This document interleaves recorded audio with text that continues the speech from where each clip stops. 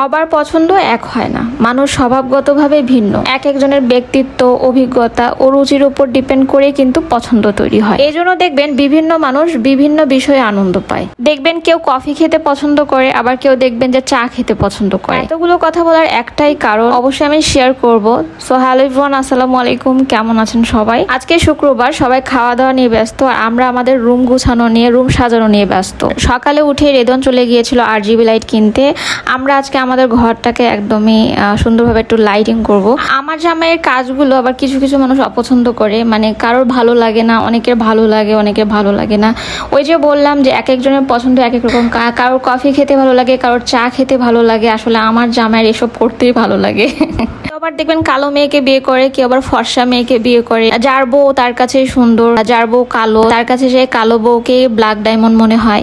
আসলে এটাই বাস্তবতা, এটাই মানে এক একজনের রুচি এক এক রকম। মানে আমি এটাই বোঝাতে চাচ্ছি। আমার জামাইয়ের রুচি হয়েছে সবসময় সে ঘর গুছাবে, এই করবে সেই করবে। কত মানুষ তো বলে এরকম ফাও টাকা আমার স্বামীর নেই। আসলে আর আমার স্বামীর একটু ফাও টাকা আছে, সে একটু ফাও কাজ বেশি করে, তার কাছে সেটাই তার শখ। আমিও কত কিছু বলি, আমার কথাও সে শোনে না। যাই হোক, দুনিয়াটা আর কয়দিনের, তার শখ সে মিটাক, সমস্যা নেই। এই জন্য আমি আর তেমন কিছু বলি না।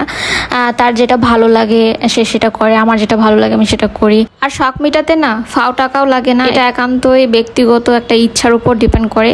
ইচ্ছা থাকলে না খেয়েও একটা শখ পূরণ করা যায়। যেমন একটা কথা শেয়ার করি, গত শুক্রবার না আমি রান্না করার সময় পাইনি, মাংস কেনা হয়নি। মানে এদিকে তো শুক্রবার মানে একদম ঈদের একটা আয়োজন। তো যাই হোক, আমরা ঘুরতে গেছিলাম, অথচ এসে আমরা ঝাল ভর্তা দিয়ে ভাত খাইছি, একটা ডিম ভাজি দিয়ে দুইজনে ভাত খাইছি তাড়াহুড়া করে, এত খিদা লাগছিল। অথচ কিন্তু সেদিন পারলে আমরা 1000 টাকা দিয়ে মাংস কিনে নিয়ে আসতাম, সেই টাকা দিয়ে আমরা বাইরে ঘুরতে গেছি। আসলে মানুষের ইচ্ছা শক্তিটাই হচ্ছে মেন বিষয়। মানুষের এই সকাল্লাদ নিয়ে কখনো কানাঘুষা করতে হয় না। তো যাই হোক, এই যে দেখতে পাচ্ছেন কত সুন্দর লাইটিং হবে, আমি লাস্ট ফিনিশিংটা আপনাদেরকে দেখাবো। এখন মিস্ত্রি কাজ করতেছে, মানে অনেক প্যারার উপর আছে। তারপর আবার আজকে একটা মানে খাওয়া দাওয়ার একটা আয়োজন করেছিলাম, সবাই মিলে আমরা ছাদে বসে একসাথে খাবো। তো একটু জুলুম হয়ে গিয়েছিল, তো আমার একটা ভিডিও ক্লিপ ভালোভাবে নিতে পারিনি, টুকটাক করে যতটুকু সময় পেয়েছি নিয়েছি। ওই ভিডিওটা আমি আলাদাভাবে ছাড়বো, খাওয়া দাওয়ার ভিডিওটা। তো যাই হোক, আমি বুঝতে পারিনি যে আমার এত বেলা হয়ে যাবে। আমি ভাবছি সকাল সকাল করে দিয়ে যাবে, তো এখানে আমার রাত হয়ে গিয়েছিল মিস্ত্রি কাজ করতে করতে। আর এখানে আমাকে রেদওয়ান দেখিয়ে দিচ্ছিল কিরকম কালার হবে, কতগুলো কালার হবে, ও দেখিয়ে দিচ্ছিল আমাকে। এখানে কাজ করতে হলে উঁচু চেয়ার লাগতো, কাঠের চেয়ার। তো কাঠের চেয়ার ছিল না, তারপরে হচ্ছে একটা প্লাস্টিকের চেয়ার দাঁড়িয়েছিল। বাট ভাইয়ার অনেক কষ্ট হয়ে যাচ্ছিল। তারপরে আমার যে ওয়ার্ড্রপটা আছে তার উপরে দাঁড়িয়ে দাঁড়িয়ে কাজ করতেছিল। আমার ওয়ার্ড্রপটা কিন্তু নিচে দাবে গেছে, এখন কি করার আছে, উপায় ছিল না। তারপরে ভাইয়া অনেক কষ্ট করে করে কাজগুলো করেছে। আসলে সব কাজে কষ্ট হয়। আর আমার রান্নাঘরেও কিন্তু আমি একটু লাইটিং করেছি। মানে আমার রান্নাঘরে না ভিডিও করতে গেলে, মানে উপরে সানসেটের জন্য ভিডিও করতে গেলে কিছু কিছু অংশে অন্ধকার অন্ধকার আসে, মানে ওই জিনিসটা আমার ভালো লাগে না দেখতে।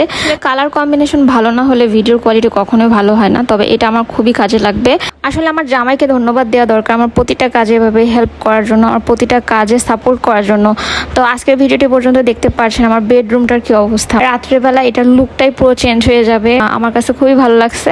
তো আজকের ভিডিওটি পর্যন্তই, সবাই ভালো থাকবেন, সুস্থ থাকবেন। আল্লাহ হাফেজ, আসসালামু আলাইকুম। আর কেমন হয়েছে অবশ্যই জানাবেন।